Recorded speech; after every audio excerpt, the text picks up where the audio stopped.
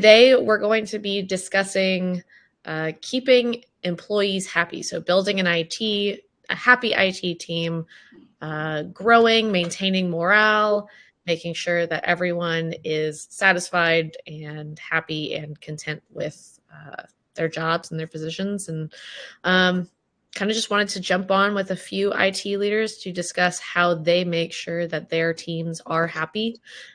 IT can be really challenging. There can be a lot of long hours. There can be a lot of, struggles getting budget and things like that we've discussed before. So wanted to kind of see what y'all might do with your teams when it comes to growing and maintaining morale. But before we get started on that, I want to go around and kind of do some introductions. You see two familiar faces here. Jeff is new to the IT Leadership Lab, but we'll go ahead and do introductions. And I'm sorry, my internet is probably pretty bad right now. I'm having to use my hotspot because my internet went out again. So hopefully it's not too bad. But Adam, if you want to go ahead and get started and introduce yourself and tell us a little bit about your journey in IT. Yeah. Again, my name's Adam Walter. You've probably seen me on some of the D&D events that we've had. And then every once in a while, one of these leadership labs. I came back from a Bachelor of Science, Computer Science. I was a 90s kid. I was one of that first generation where we actually picked IT as a career. And we came into this field wanting to tear apart stuff, got our degrees in Bachelor of Science. Why Bachelor of Science, Computer Science? Because it was the only thing available. There was no IT degree. There were no programming degrees. It was just BS. And we learned to speak BS really well.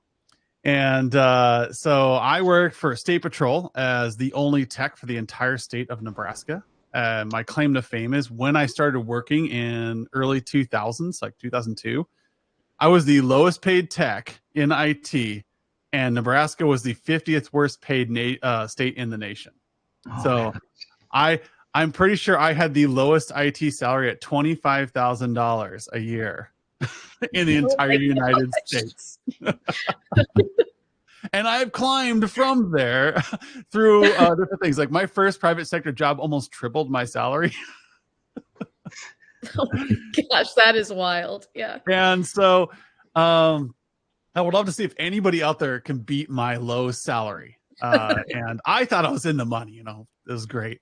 Anyways, I climbed through. I worked private sector, worked bank security, went into then the bank marketing crash happened. Then I started working at other financial services as a consultant and slowly worked my way into security. I've done everything from Nexus core engineering to desktop support. And I ended my corporate career in IT director for critical infrastructure. And if city level government does not break you as an IT person, nothing will. You are made of iron.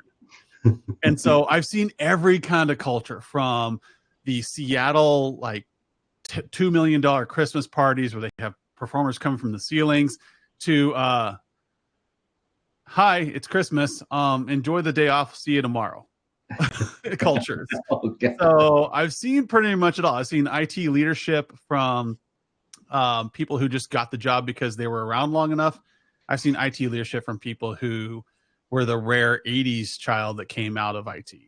And so I feel like when it comes to culture, it's something I feel very strongly about because I've seen some really toxic stuff and some really great stuff. That's my long intro. No, that was great. Yeah, thank you so much. Definitely sounds like you've been through, run the gamut from really supportive staff to really. I was at one job where I was the first. So they had team leads, managers, directors, and then it was the CIO.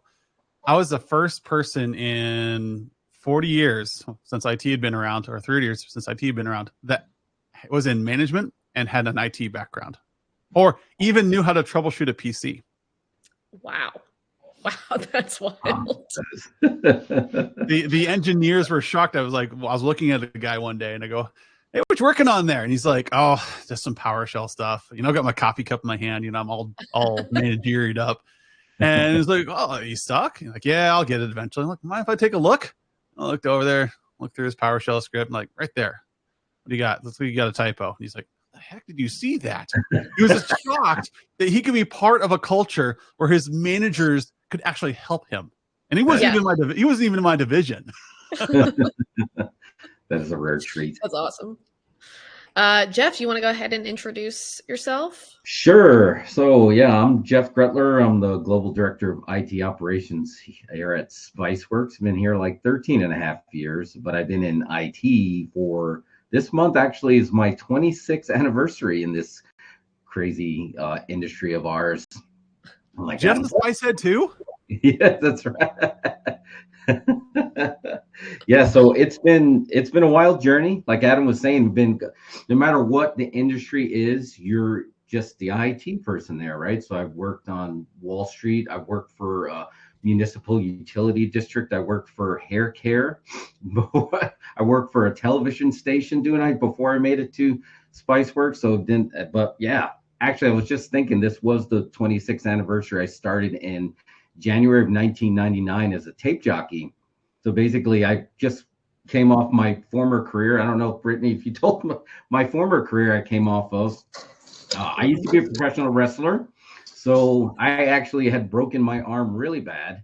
So I just joined my brother at Tampa Tech, just to get like Adam was saying, there was no information technology degree, right? So I just got an associate's degree in electronics, and then I moved to New York, got a job at Connecticut for Connecticut Hospital Association. They're like, hey, we just need somebody to kind of come in and change these tapes. I was like, sure, I can do that. And then while I was in there, kind of like Adam was like, oh, there's some help desk tickets. You want me to go take a look? And it was mostly just a lot of like older doctors and nurses. So they thought you were like a wizard, just going there and just doing a reboot. And that kind of started the career. And here we are in the future. We don't have flying cars, but I'm still in IT. That's awesome. Jeff, I would like to point out, and Brittany, I found this while I was at in my closet the other day. Spicy. No way. From when I was a speaker back in 2007. Oh my gosh, that's wild. That is awesome. That's probably worth some cash now. Yeah, honestly. That's a collectible. I lost my Spice Rex a long time ago, but I know that if I still had that, my dog ate my Spice Rex. I'm still mad at her. She ate my Spice Rex, shredded it to pieces. I got a bag of them here if you're ever in Austin. Do they have the old logo or the new logo? The old logo, but there is a new logo. Okay. Yeah, so I was like, hey, can I take these? He's like, sure. Sure. Yeah. Oh my gosh. Vintage swag there. Vintage swag. Well, awesome. Thank you for joining. Really appreciate it. And then Trevor, do you want to introduce yourself? Already showed off your awesome Spice Rex, but introduce yourself and tell us a little bit about your journey in IT.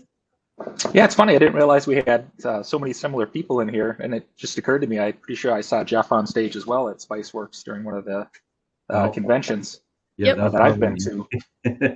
Yeah, so I started in IT because of computer gaming, which probably more than a few people did. Wanting to build my own gaming computer, having to troubleshoot that, having to fix family computers. In college, started a business with some friends. We were kind of computer repair, computer build, and computer gaming. So we did LAN parties was kind of our big thing. We only ran it for about a year. I started in IT where I work now almost 20 years ago. So I'm the IT manager for the city of Lakeville. I'm in that nice city area that Adam was referring to. I started here as just an IT technician, and that's actually when I onboarded Spiceworks as a help desk solution many years ago to replace our existing one that was failing. And then I've kind of just moved my way up the department since then.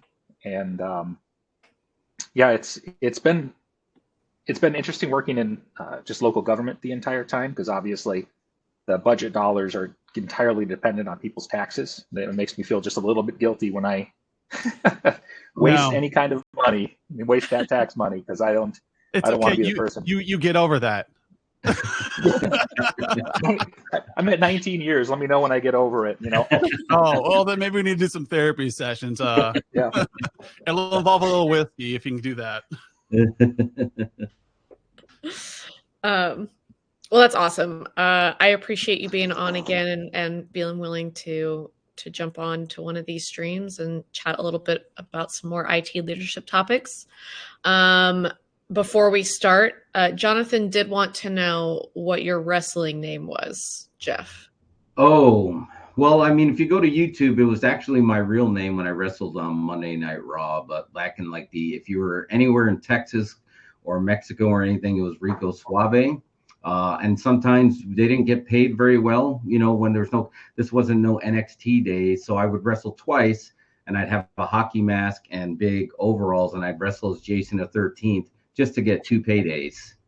Oh what's the movie? The one about the girl wrestler from the UK? Oh, fighting with my family. Yeah. Yeah, exactly. I mean, it was like Oh, running away and fantastic joining the movie. circus. I did that literally I graduated from high school and was training a month later. Yeah. Yeah. That's a very cool backstory to have. All right. Well, let's go ahead and jump into our topic for today, which is building a happy IT team. So the way this works is I'll just kind of throw some questions out there. It'll be kind of an open forum for y'all to chat if you have any thoughts or feedback on whatever questions I ask. So I'll go ahead and jump into the first question, which is, why is keeping employee morale so important? So before we get into the actual steps in keeping morale up, but why is it important? I mean, I'll jump in. I mean, it's important just because, again, it's to quote Bette Midler, if you're any 80s music fans, the wind beneath the wings. The company can't run without us. And we're definitely the part of the companies that used to be considered a little bit more of the dirty sea. I hate to have to pay for this. Like Adam said, there's a lot of accidental people. Can you do this so we don't have to pay for it? But you need to keep the people that are keeping your technology afloat happy, and it's a tough gig. I mean, I say being in IT is kind of nobody ever goes into a tire store in a good mood about to make a fine purchase that they're very happy about. So a lot of times when somebody was coming to see us, it was for a problem, right? So you almost have to be those are the people, to weather that storm of just dealing with fixing all the time. You kind of want to keep those people a little bit happy, or else they can turn into an SNL character, right? Just where they're going to be foul to everybody. So it's just really important to, keep those wheels greased. Mm-hmm. I know Go ahead, Trevor. Oh, I was going to say, from the public sector perspective, one of the things that is important to keep morale up is we're generally not as highly paid. So you're probably going to make a good 15% plus more just doing the exact same job over in private sector. Public sector has a couple benefits, though. Stability. Yeah, and Adam said, or more. I'm trying to make it sound good. I don't want people to just completely shy away. Government tends to be more stable, but it also tends to be a little bit less cutthroat. So keeping that morale up so people see that there are intangible benefits besides money to working here, being the place that, especially once they start having young families, they can have a more flexible, my kid's sick, and you don't feel like you're going to let everybody down by leaving, kind of understanding that time off's okay to take, letting your employees really live their lives and do their work to keep them happy is just important. Otherwise, you can't retain anyone. Mm-hmm. Yeah. The other thing that's really important in IT with maintaining culture and being an employer of choice, I'm going to throw that term out there. You want to be the place where the engineers choose to be. This is a trade profession. No matter what anybody says, this is a trade position. You have to have a set of skills, and you're going to learn from your seniors. And when you see mature IT departments, you're never the smartest person in the room. There's always somebody who has subject matter expertise that you don't. And when you're in a healthy department or in a healthy team where you have those around, then that junior level starts floating up and they start coming along the ride. And so when I walk in, I'm like, sure, I may be an expert on Cisco, but I really would love to learn Checkpoint. And over here is Alice, and she's been working with Checkpoint for 20 years. She loves working here and loves like sharing that knowledge. You don't go online to Checkpoint support unless you absolutely have to. You go to Alice because she knows more than they do even. And that culture gets established early on. And you got to make sure that those senior level people want to stick around so that they can teach the junior level people. So that's how every trade profession runs.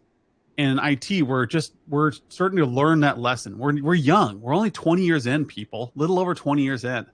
So we're just getting our senior levels.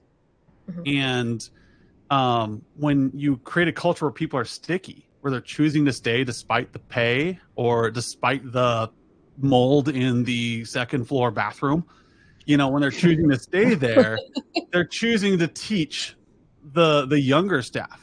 And people tend to adapt to their culture. You could take a toxic employee, put them in a really healthy environment, and let them be there. That culture will eventually wear them down and turn them into a good employee. But if you keep turning out people, you're going to come up with a toxic environment where everybody coming in is toxic. And they don't mean to be. They're not bad people. They came from a bad environment, and they're bringing those bad environment habits with them. And you get enough of those people, then the junior level people are coming in and learning the same thing. And it never gets better. Yeah. So you want to create a healthy environment where you have long-term employees who feel appreciated and valued so they can then take the younger people. To go with Brittany's, you were talking about your dog earlier. Like, if you have a dog with a bad habit, and you think you can get another dog, and the other dog will just help the bad habit get less. No, the older dog will teach the younger dog the bad habits. And we as people are not much different. That is a great analogy. You're right on the money. That's my answer to why a very interesting way to... a good culture. So what are some things that... hopefully my internet connection is not too bad, but what are some things that you might do on a day-to-day basis to try to keep morale up? So maybe not those big efforts and those big rewards. What are things that you might be able to do on a regular basis? I tend to check in with my employees a lot to try to make sure that they are staying happy. An example actually just today is I had an employee submit a time off request. We start at 8 a.m. All of a sudden I have a time off request from 9:30 through the rest of the day. Well, that's a peculiar request. Why wouldn't you just take the entire day off? So I checked in with him and found out he had a family matter that he did not know about until he walked in the door and got a text message about something that's going to happen today that's very important to him. So I, absolutely. Best wishes. Take the time. We'll cover your area of IT if you guys got any kind of phone calls. Making sure that if somebody comes in and they really seem like they are out of sorts, just to check in, make sure that that they're important as an employee, if they need to take some time or if they need to step away, or maybe you just need to cover some extra calls and walk-ups for them to keep them happy, that you can do that. I think, Trevor, to do a yes and improv for you, I totally agree. And even adding to that is just making sure that all your meetings aren't about work, especially after the pandy, right? After 2020 and everything changed. I think these check-ins just to talk about anything like football, movies, games, whatever, just to keep that human aspect of it, because what we're missing, and our IT especially was great at this, is you had a pit, whatever you want to call it. You had the spin the chair effect that we all lost after 2019, where we were kind of like in the foxhole together, and you were always able, and Brittany, you witnessed this, right? We always were there, kind of like that was kind of like our therapy of just being able to turn around and humanize when you're dealing with all these problems. Sometimes you need to just talk, just to get it out. So I think when those check-ins are just like, you can go 30 minutes, because I know meetings are the bane of most people's existence, but if it's just a check-in and they know you're just going to be talking about what you did this weekend, or, hey, I went to this food place, to just remind each other in a way that, we're all human beings in this together. I think that's really important, just to keep that personal aspect connected. That's really important for culture. Yeah. Yeah, absolutely. I mean, Jonathan and I think we spend half our meeting talking about what we did over the weekend or what we're going to do for the weekend or how our breaks went, things like that. And honestly, that goes a long way. Well, I think so. In our culture here at Humanize IT, we have our daily stand up. And because we are a virtual workspace, we're all over the United States and world. What we want to be able to do is make sure we establish culture. And in order to establish culture, you have to talk about the weekend. You have to talk about your extracurricular activities. And so we'll talk a little bit about what appointments coming up during the day in the stand-up, but largely I try to encourage the chit-chat, the water cooler talk, so to speak. And even during our weekly team meetings, where we're doing our level 10 meeting, the beginning of every level 10 meeting is that 5-minute segue.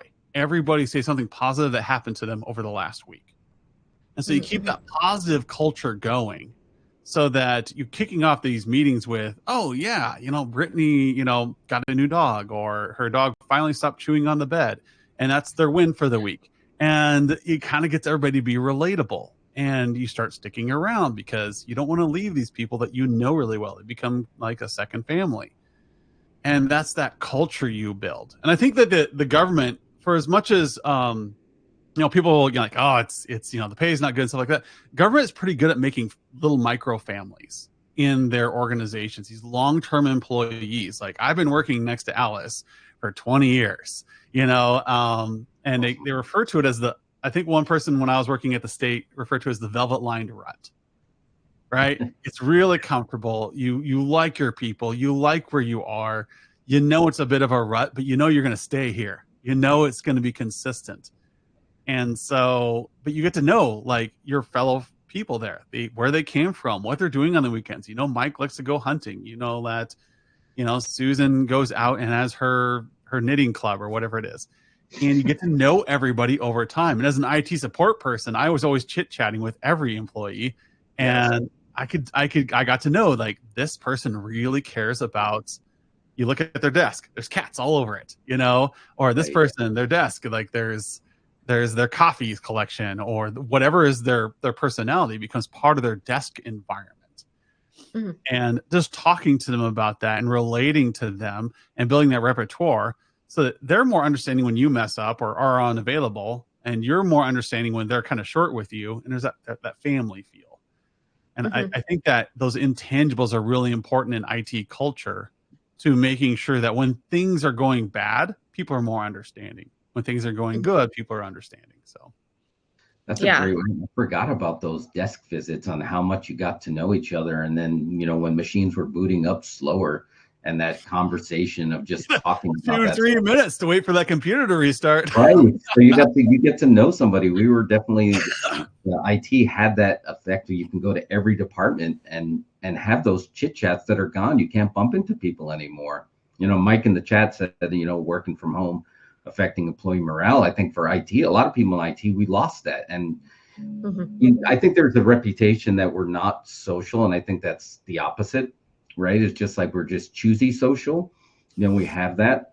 And I think it's really important. One of my favorite movies, horror movies of all time, The Shining, of just like that cabin fever is real. So the work from home morale, I think now we almost have to double down on making sure those check-ins and making sure everybody's doing okay, because they don't have dogs, cats, or if they're working from that isolation, I think these IT communities, like here in Spiceworks, they thrived because there was a lot of people that felt alone and isolated. And it was almost like we were there to say, you're not alone. There's just a lot of people in the same boat as you, and just keeping those digital check-ins, they go a long way.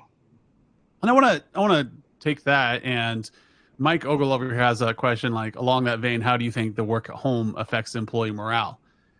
I was warned when I started my business back in 2017 that it was going to get weird for the first 6 months. Like my personality was going to get strange as you become isolated, and that morning cup of coffee becomes, you're now antisocial. And he wasn't wrong.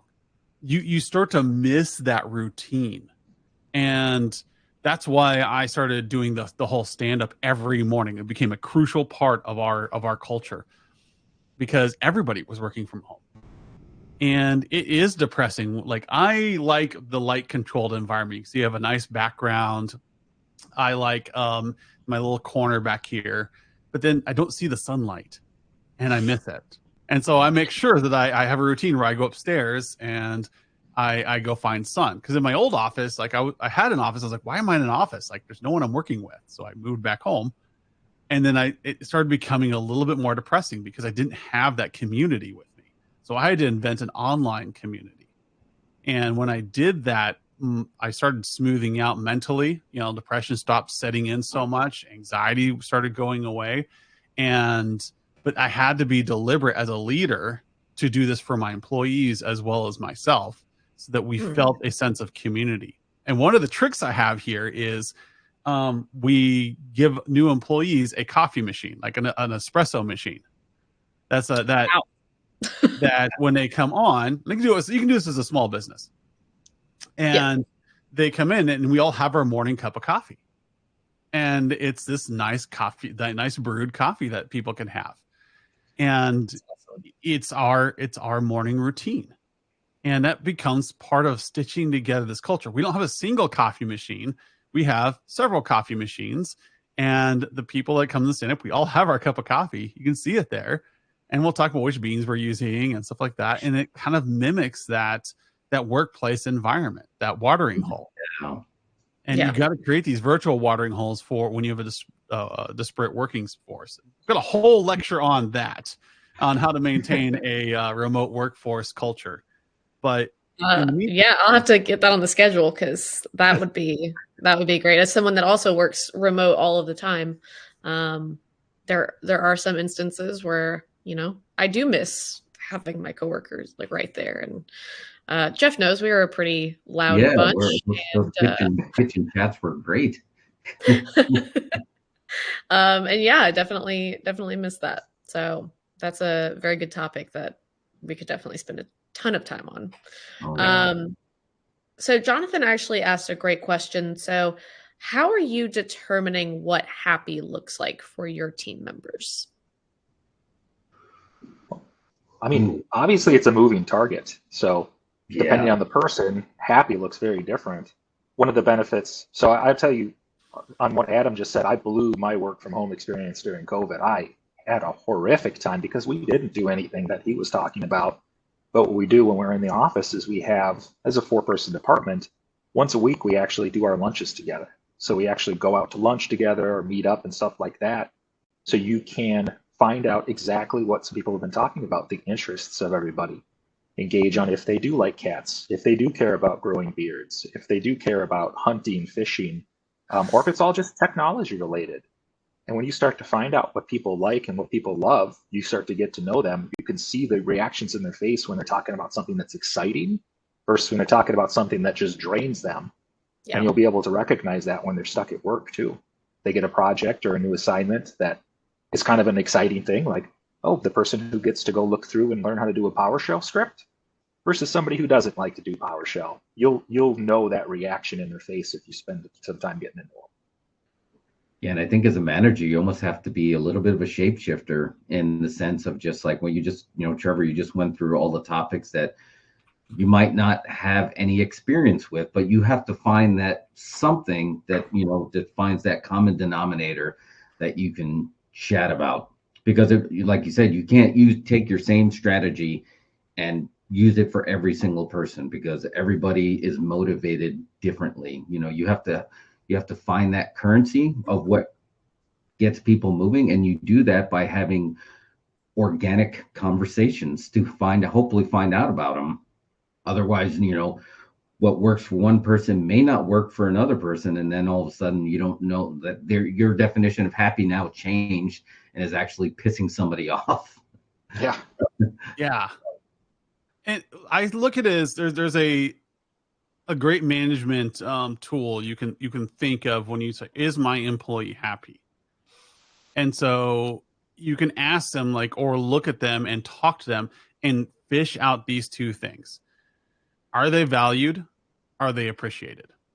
Now, Valued is usually related to pay or is close to the are they compensated? Like, are the perks good enough for them? Is there something at the organization that they love?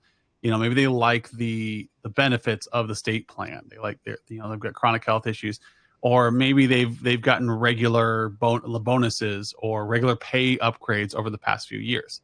So as a manager, you can look back and say, when's the last time this person got a pay bump? When's the last time this person got a bonus? That's an easy way to look at valued. Now, appreciated is, have you actually told them verbally or shown them in some form of recognition, I really like having you here. I trust you and value what you have done. Hey, thanks for getting that project done. That made a big difference to Alice. You know, getting that feedback. So doing those things helps you find a happy IT member. And what happiness is different for every employee. But almost every employee comes down to those two things. And some people feel valued when they're paid well. Some people feel valued when they are given extra benefits or like given time off or given more flexibility in their schedule. Some people feel appreciated when you give them an award. Some people feel appreciated when you just stop by and say, hey, thanks for getting that done. Mm-hmm. You have to decide as a manager how your employee receives feedback. And then you can tell that they're feeling good about themselves because they'll start reiterating that to everybody else. They'll tell other people that they're appreciated. Hey, I love working here. And the number one compliment you'll get is when a job opening comes up and they go ask their friend to work here. That's a big thing in the engineering world. Like minds attract. So you've got a great employee and they're willing to go out and tell their friend Bob, hey, you need to come work here. We have an opening. The pay is not great, but it's so much more relaxing than what you're doing right now. And then you attract good engineers over. That's a great point. Mm-hmm. You know what I want to say too, it's okay to communicate. A lot of what this is really just communications and creating relationships.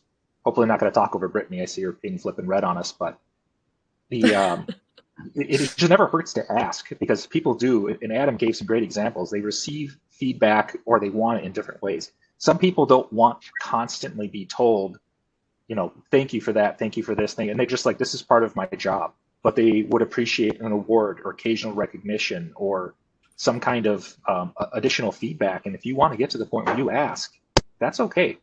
You can ask the person, say, how do you like to get positive feedback? You know, I do appreciate your work, but I want to make sure that I'm showing you the appreciation in the best possible way. Mm-hmm. Yeah, I was going to mention the thing that I linked in the chat, the motivational pie. It's something that we have done at Ninja, and it might sound a little silly, but it's actually really great. It's basically you're sorting how you like to receive like praise and appreciation and how you like to be demonstrated value, and you kind of rank them, and then you send that to your manager and you're like, well, this is how I like to be, how I'd like to receive that. And I found it to be really helpful because I was able to just send that over and tell Jonathan, this is how I like to be appreciated. And it's definitely very direct as opposed to you know, having to guess too. So yeah, I was going to say that it's better than guessing. yeah. Well, cool. So what is your biggest challenge when it comes to keeping employees happy? I know that there are a lot of challenges in IT, and keeping people happy, you know, can be a huge challenge. So I think there's two things. I think there's the seasoned techs, like, right, we've been in 20, being comfortable with managing yourself out of a job, right? Because then you think that you're no longer going to have any value if you mentored somebody properly to do everything that you do. Now you're like, well, what am I going to do now? So you'll have some managers that will hold on tight to at least a couple of things because they're like, well, I need to have something. But you realize, no, managing is your strength. That is your value. You're doing your job. May no longer be able to do something on the keyboard, but what you're doing does bring value. And a good manager, and hopefully who you report to, recognizes that. And I think the second thing is the little voice in your head, which is also a pandy thing right after 2020, because after the stand-ups, after the check-ins, it could get really quiet. If you don't have a TV going or music going or a game going, it could get really quiet, and you don't ever want to just like, I wonder, right? Your imagination. Jaws was a great movie because you never saw the shark, but you knew something was looming, and that's what made it scary. So you almost have to learn to control that little voice in your head, like, I wonder if they're coming for a job. I wonder what they're doing. I wonder if they're taking a nap. I wonder if they're doing this. No, just let it all go and kind of take that leap of faith and control that little voice in your head, and not convince you to find a problem where there isn't one. I know one of the things I've struggled with was getting to a point where I didn't try to internalize things that were being said as well. Because as a manager, you get to make decisions that aren't always the best. Sometimes it's, a flip of the coin, but whatever direction you take, nobody's going to be happy with. So when people question or say stuff, you have to be careful that you're not internalizing, automatically thinking worst case scenario that they're questioning you as an individual or questioning your leadership ability and stuff along those lines, and just always take it with a grain of salt. That's like, no, they generally want to know, hey, why are we doing it this way instead of the other way? Well, go ahead and explain it. And if most people will understand that even if they don't like it, this is the decision being made and this is how we're going to go about it. But don't hesitate to explain it, and don't take it personally if they have questions. Yeah, we know we've known this for a long time, right? The digital conversations don't always convey the tone of it. Now people turning off the camera, some people think it's giving the finger, and some people think it's like, oh, it's okay. They just, they didn't clean up their room today. So I think it's just really important to just like recognize, like you said, take everything with a grain of salt. Mm-hmm. Yeah. I'd say one of the things I see it's that people struggle with in IT is raising up the junior employee. Why won't they just research things? Why won't they just do it themselves? And I'm going to just go ahead and address this directly on the head, people. These are not Gen Xers. We Gen Xers grew up in a society where we did not have the internet. We grew up as latchkey kids. We came home, we made our own lunch, we did everything ourselves. We are extremely self-sufficient people. You stick us in a room, we'll figure out the problem. We won't pick up the phone. We'll just figure it out. Right. Understand the generation you're working with has different strengths than you do, and they learn differently. And when you get these junior level employees that are coming in and they're wanting to be spoon-fed, think about why. And how can you adapt your culture to fit what they expect? Now, there is some give and take. Yes, they do need to come into your culture. And as I said earlier, you have these senior level employees who will train, who will work with you, and who will teach.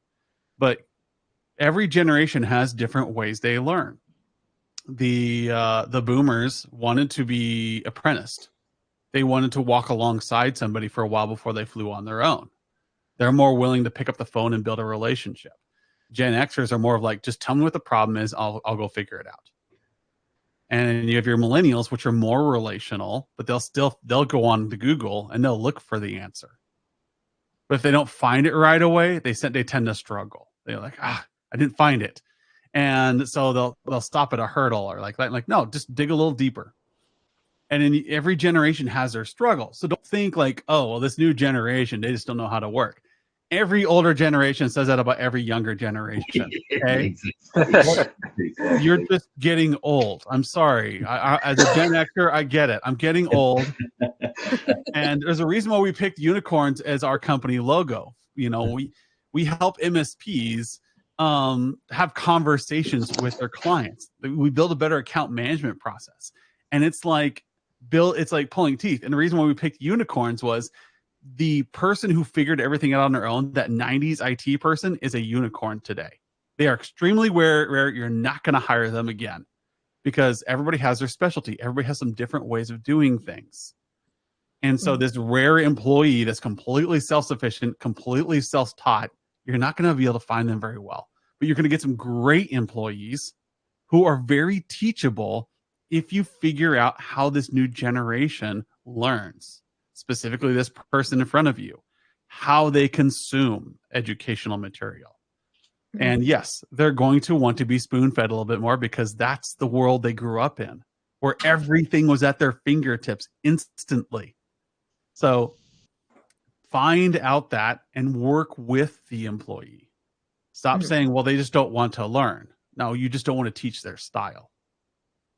Wow. And that's the hard lesson I want to give managers out there. You know, Adam, I love that because I'm one of the people who loves to figure it out. I love to be the one to go out and figure it out. And that seems good. You know, it seems like that whole 90s mentality. But I'll tell you what, I am god-awful at documentation. So I have some other employees who may be a little more hesitant to want to risk breaking something. You know, I operate from if I'm operating on it, it's already broken. So I don't care if I break it more, I'll just have to fix it more. And then I'll learn along the way. But then there's these other people who will 100% document everything and they will do it perfect every time. So if something goes out the door from these different individuals, I'll know there's not going to be a question. They went through their documentation. It operates the same every single time, very reliable. And then when you run into different options, having that variety of people there and being able to recognize the benefits of being in both gives you the ability to be like, hey, this is a very repeatable task. I need to be done perfectly every time. It's very sensitive.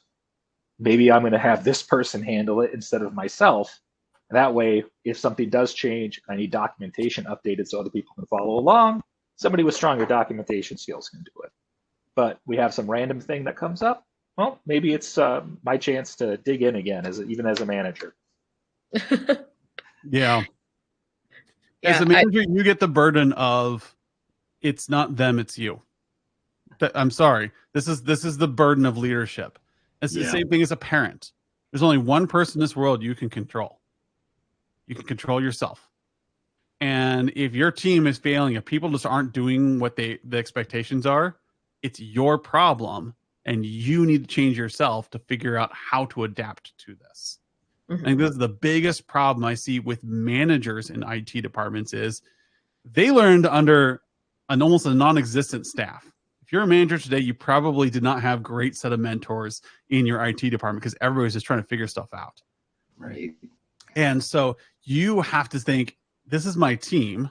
This is what I have to work with. Now, how do I adapt myself to them? Not how do I adapt them to me. This is how I want to do things. You will do the documentation for me. No. Find the person who likes to do documentation and work with them, as Trevor would say. I'm terrible at documentation too. Like, I'll create a document. I'm terrible at following documentation. Me too. But if you tell me I will pay you $100,000 a year to push this button every day over and over again, I will run away screaming. I do not do that. I'll help you define the process. But you as a manager get to look at your team and think, how do I work with these people wherever they are, however they work? And if you cannot work with your team, there's a bigger issue there. If you find yourself constantly going through new employees and not being able to bring them up to a junior level, you probably need to take some management classes. You probably need to go out and take some leadership classes and learn how to build culture. I took an entire MBA class, like 2 of them, just on company culture, and where we studied how culture works in business in Japan, in Brazil, in the United States, in Russia. This whole high context versus low context leadership principles. These are things you need to learn as an MSP leader or as an IT team leader. Is like, what kind of context are you in? So I'm going to give an example. I know I'm hugging the mic here. High context cultures are cultures that have been around for a while. So Trevor, you're in a high context culture. When you're working for state and local government, there are things and acronyms and stuff for everything. And you've got to learn those. If I say this term, you know that there is a bunch of documentation behind that. It's an entire department. If I say DHHS, you know exactly what it is. You know how they plug into your company or into your governmental institution. You know where you're going to fill out that documentation, everything. Jeff's going to go, what? he comes into this high context center and he has to learn the entire culture. And there's history behind every little thing. Yeah. When I worked for the electrical system, we had assets that were over 100 years old. So it's a high context learning environment. Low context is your startups, where we don't have documentation for crap. And we have to explain everything. So everything has to be explained out. Everything has to be documented. How do we do this stuff? And so teaching people in each of those environments is different. And in what environment did you come from? And so that's why it's difficult to do business overseas, because if you're doing business with a high context environment, they value relationships because they assume you understand all the working knowledge. Mm-hmm. Low context cultures like the United States, we tend to lean on contracts and legalese and spelling everything out ahead of time, not on handshakes and relationships. Mm-hmm. And that's high context versus low context leadership. And we bring in an employee. Are they expecting this to be a high context environment or a low context environment? Are they looking around for documentation everywhere? Do they want somebody to spell everything out for them? It's because they're used to young environments. If they're looking for, if they're like, wow, I didn't even understand half of that conversation. That's because you don't understand the language yet. Give them the advice of let it wash over you for a good 3 months. Just let it happen. You'll eventually get the context. That's great. I love that, because you're right. I mean, and I wonder how many people that are in IT management, we didn't go to school to become managers. We were technicians and we were engineers, but it's being IT being such a young industry, you'll have people, other parts of the business, like, well, I guess like you're in charge now. And like, then when you start building a team, it's just like, you're not trained to manage a team. You're trained to manage technology, which is a completely different job set. Yep. Yeah. Yeah. And I think that's the biggest thing that we're learning, launching this leadership lab is that, and the biggest reason that it's needed is that a lot of IT leaders, like you said, they were really, really good at being in IT. And so they said, well, then you can lead. And then you get no resources, you get no help. You just go into it and hope for the best. So yeah, just Adam's answer there along with that. That's a ton of value to bring some perspective to, younger in the sense managers who've never had to lead people before, because a lot of times you see it in movies and TVs, the true leaders aren't the ones that are necessarily chosen. They're the ones that just lead. It just happens. Yep. I mean, but that's almost like could be born with that, but that doesn't mean you can't learn it from somebody mentoring like that. A good leader is pretty stinking lazy, right? You're not a working manager. You're just not a great manager. I think it was Trevor who said, work your way out of a job, or Jeff was that you say, work your way out of a job. Yeah, exactly. Jeff, yeah. And the concept there is, if your leader looks like they do nothing all day, that's a dang good leader. Right. Why? Because they have empowered you and enabled you to be able to do your job well and comfortably. If your manager is sitting there reading a newspaper, I'm sorry, this is the new days. If they're reading through, what do people consume now? Short form media, watching reels all day. Then you've got a good leader. Are you able to do your job? Yes. Do you have the resources you need? Yes. Are you paid well? Yes. Are they doing anything? Doesn't look like it. Cool. You've got a great boss. That's right. They're the umbrella protecting you from the shower. If your boss is constantly coming in and correcting what you're doing and constantly getting their hands dirty and building things and then telling you constantly on your shoulders, that's not a good boss. That's a micromanager. And we tend to do that in the IT industry. Like, no, you have to do it this way. Like, hold on, let them fail. Let them figure out a creative way to do this and then review it when they're done. That's how you learn. Yeah. Let your employee fail. Don't make them do it exactly like you do. Don't micromanage them. How many times have you guys in your career learned more about failing when a script went absolutely wrong and you had to clean up that mess for the weekend and learned not to do it again? And how many things did you learn during that process of cleanup? And then all that stuff that you got because you failed hard and you had to pay the consequences. Now, you as a leader want to say, I don't want my employees to go through that. I don't want my organization to go through that again. Sorry, this is kind of how the world works in IT.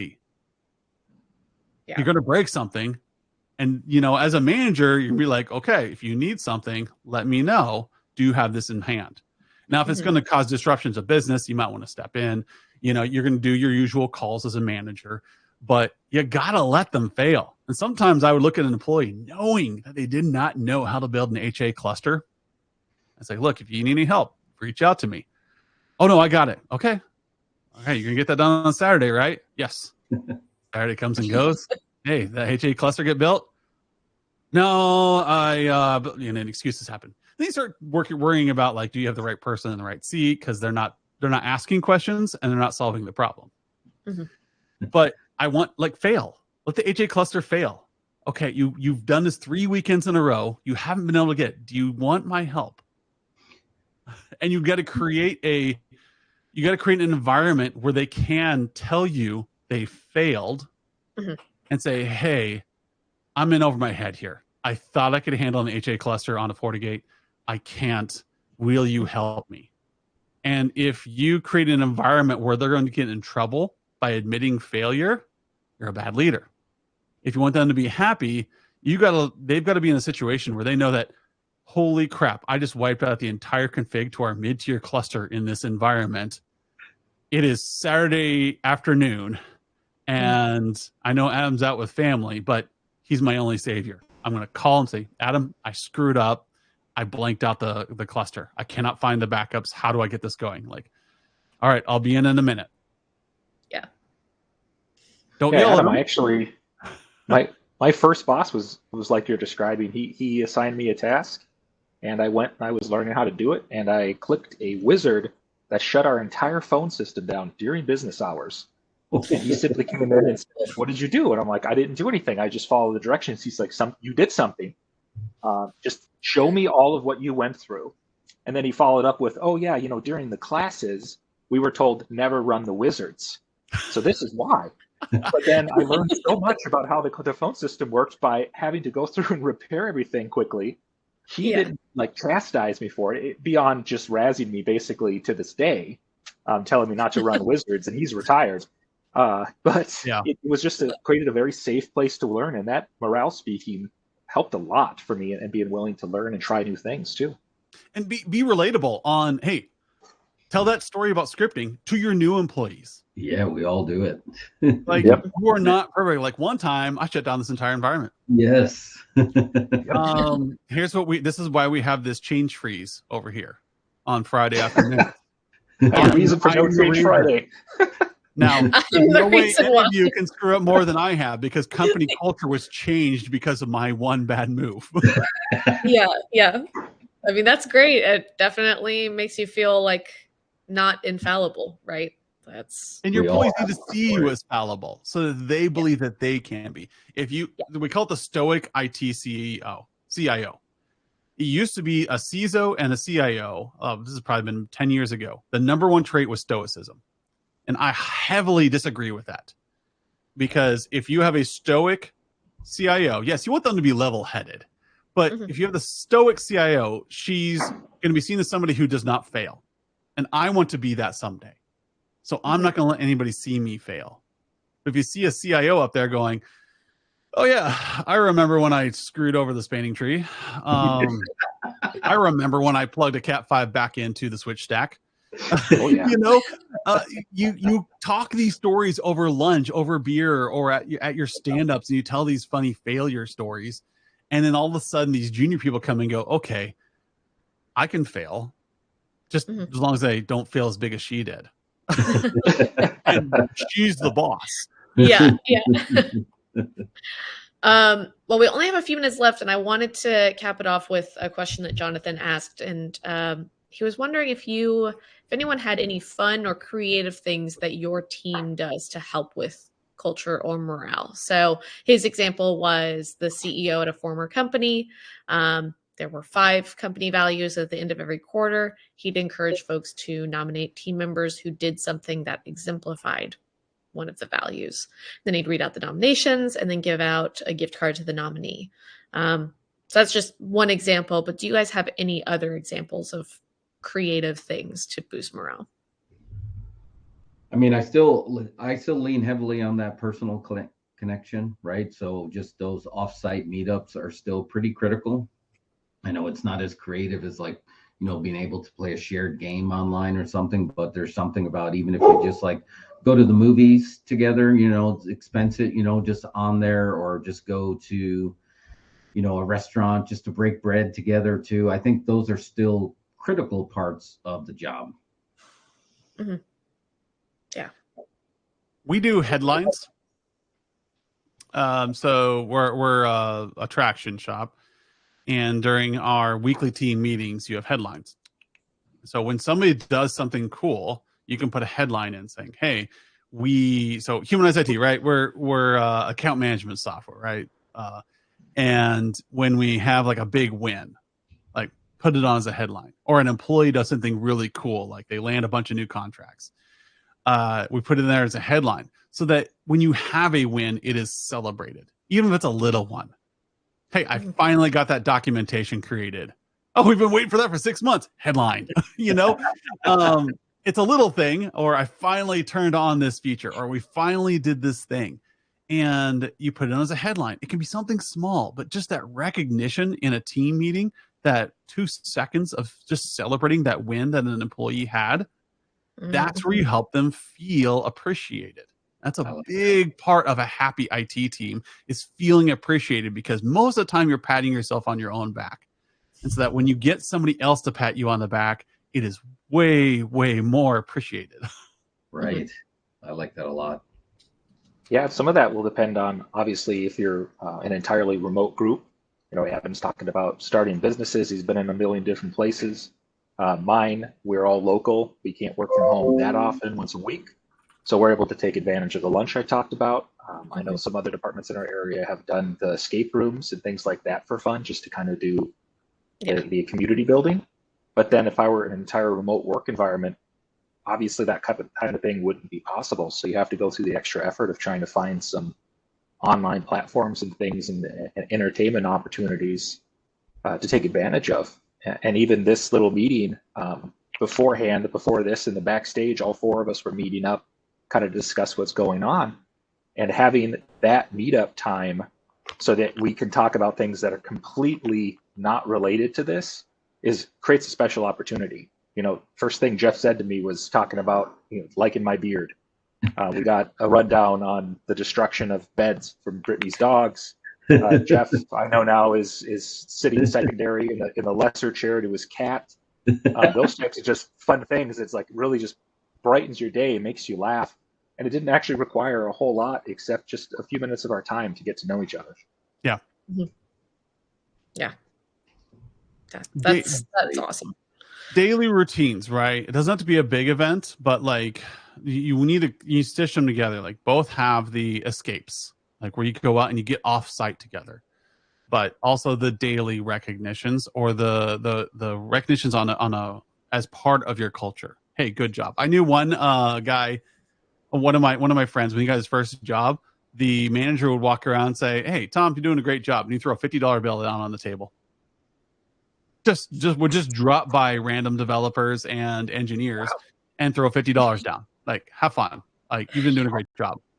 Oh yeah, that is such a fun surprise too. You're just sitting there and all of a sudden money appears on your desk. Yes.